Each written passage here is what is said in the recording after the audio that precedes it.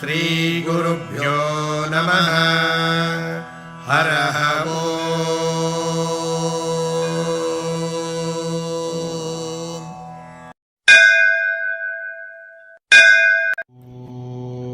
శుక్లాంబరధరం విష్ణుం శశివర్ణం చతుర్భుజం ప్రసన్నవదనం ఛాయేత్ సర్వవిఘ్నోపశాంతయే అగజానన పద్మార్కం గజానన మహర్నిశం అనేకదంతం భక్తానాం ఏకదంతం ఉపాస్మహే.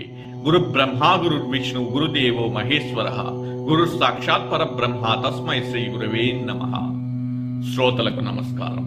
పోయిన ఉపాఖ్యానంలో మన ముగిల్చల్ల అవధూత శ్రీ దత్తాత్రేయ స్వామి వారు ఏర్పేడు వ్యాసాశ్రమం నుంచి బయటికి వచ్చినప్పుడు శ్రీ స్వామివారి ఆహార్యంలో మరియు ఆలోచనలో వచ్చిన గుణాత్మకమైన మార్పు, అటుపైన స్వామివారు శ్రీ బాలబ్రహ్మం స్వామివారి దగ్గర శిష్యరకం చేసి గురోపదేశం పొందడం, ఆ తరువాత శ్రీ వేణుగోపాల స్వామివారు తన సాధనా స్థలి కోసం అన్వేషణ మొదలుపెట్టడం, అప్పుడు వారికి ఎదురైన అనుభవాలు, ఆ ప్రక్రియలో భాగంగానే శ్రీ రామయోగి స్వామి వారిని కలవడం, శ్రీ రామయోగి స్వామి వారు మన వేణుగోపాల స్వామి వారికి సాధనా స్థలిగా మహాక్షేత్రమైన ఆ మాలకొండను సూచించడం, శ్రీ వేణుగోపాల స్వామి వారు మాలకొండలో తన సాధనను మొదలుపెట్టడం వరకు మాట్లాడుకోవడం జరిగినది.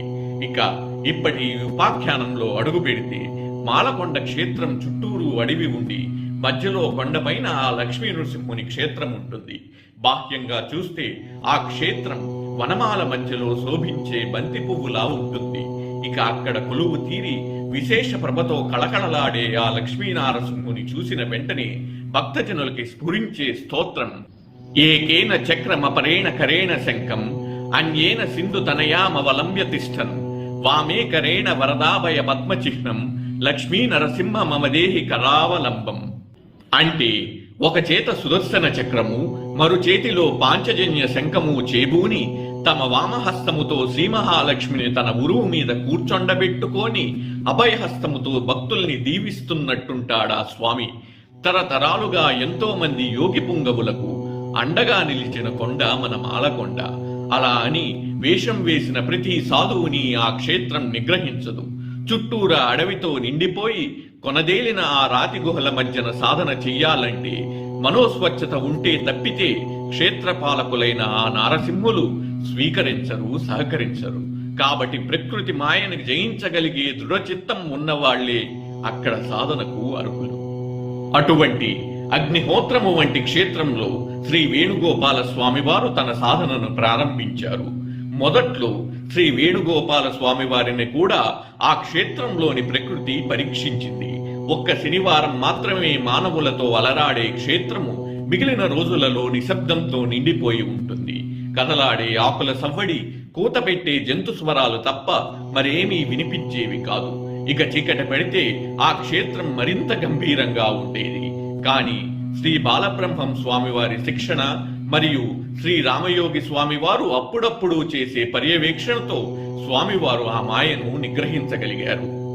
శ్రీ వేణుగోపాల స్వామివారు మొదట్లో వారానికి ఒకసారి కాని, పక్షానికి ఒకసారి కాని తన కుటుంబ సభ్యులు నివసించే తూర్పు ఎర్రబల్లెకు వెళ్లి వస్తుండేవారు.